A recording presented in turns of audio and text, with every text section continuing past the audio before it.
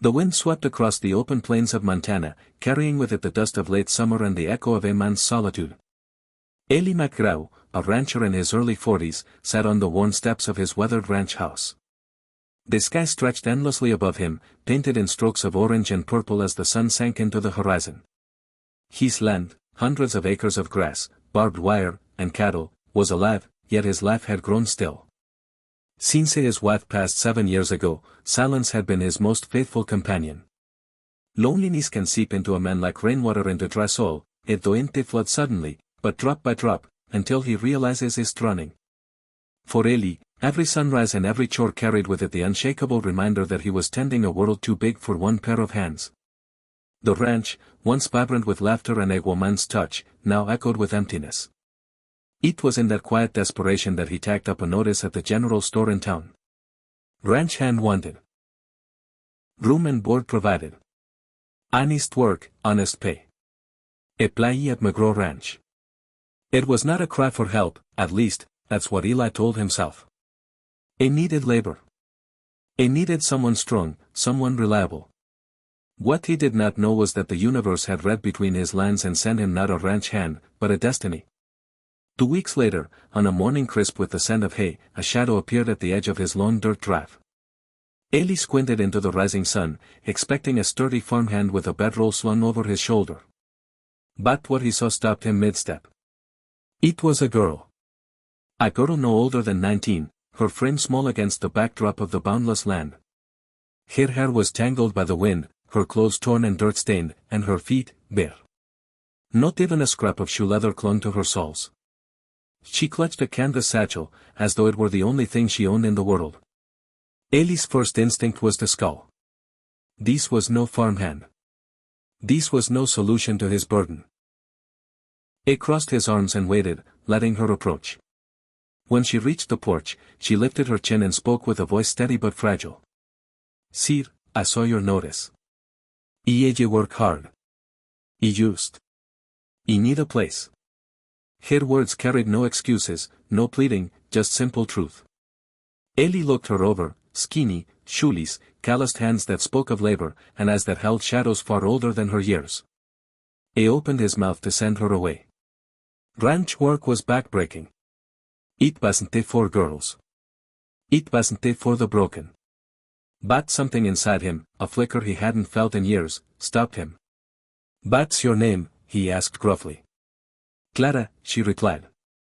"Where are your folks, Clara?"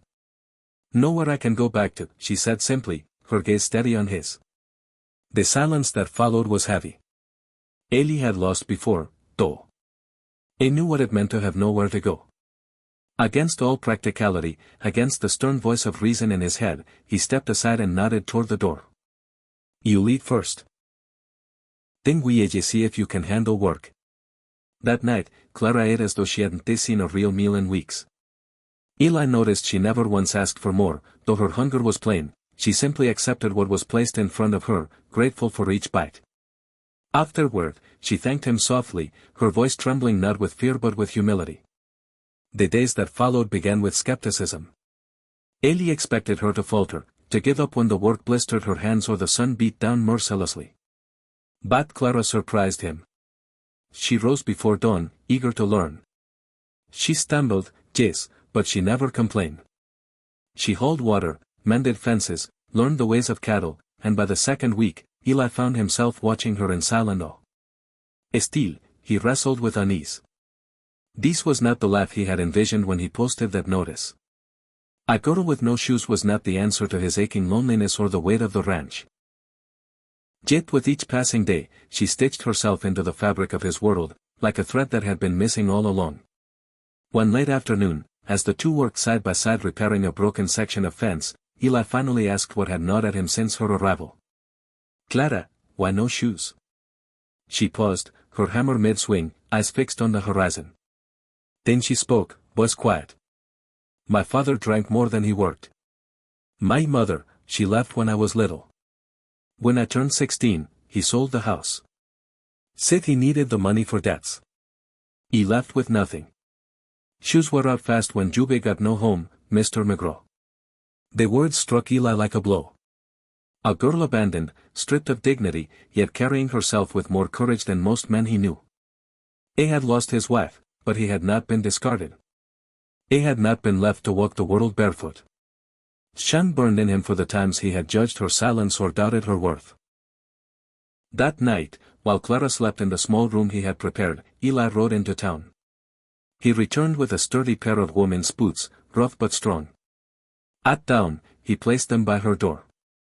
When she came out and saw them, her hand flew to her mouth. She looked at him, eyes shimmering. "You didn't have to." "I did," Eli said simply. "A ranch hand needs boots." It was a small act of compassion, but for Clara, it was everything.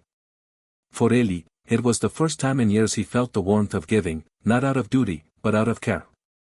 As weeks turned into months, the ranch began to change. It wasn't just the chores getting done. It was the laughter that sometimes broke the silence when Clara tripped over her own determination. It was the hum of a tune she carried while cooking.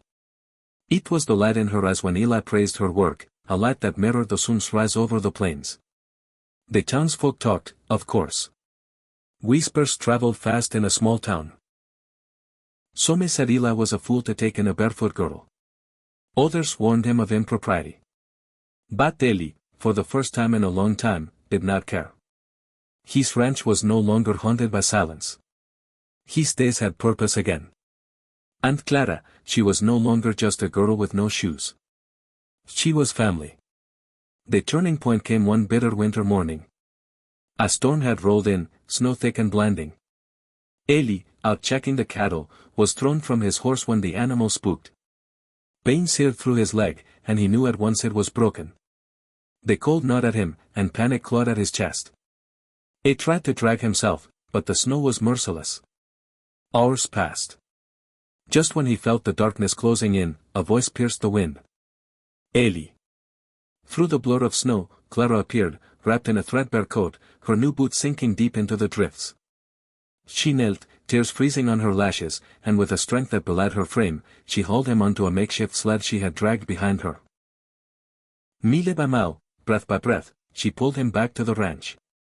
For days afterward, Eli lay confined to bed, feverish and weak. Clara tended to him with unwavering devotion, feeding him, changing his bandages, keeping the fire lit through endless nights. In his delirium, Eli would sometimes mutter his late wife's name, but Clara never flinched. She simply sat by his side, her hand resting gently on his, her presence a steady anchor. When the fever broke and Eli finally woke to clarity, he saw her asleep in a chair beside him, head resting against the wall, her hand still clutching his. Something inside him cracked wide open. This girl, who had come to him barefoot and broken, had carried him through the storm, not just the blizzard outside, but the storm of his grief. "Clara," he whispered. She stared, blinking awake. "Yes. You don't have to stay, you know. You're free to go, start your own life somewhere." She held his gaze, eyes soft yet fierce. "This is my life," she said.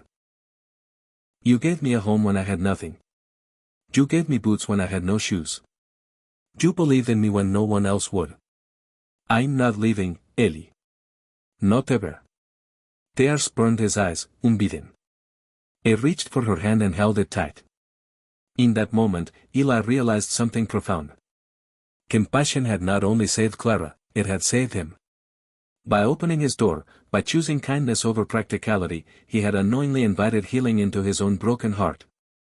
Years later, when folks spoke of the McGraw Ranch, they no longer spoke of a lonely widower. They spoke of Eli and Clara, partners, not by blood but by choice.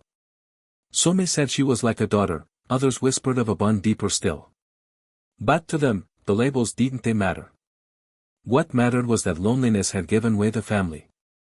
And when Eli passed on many years later, Clara remained, no longer the girl with no shoes, but the woman who had built a life from the gift of compassion. She ran the ranch with pride, teaching every orphaned hand she hired that kindness was worth more than cattle, and that a single act of generosity could change the course of a life. Because long ago, a lonely rancher had posted for a farmhand, and a girl with no shoes arrived, and stayed forever.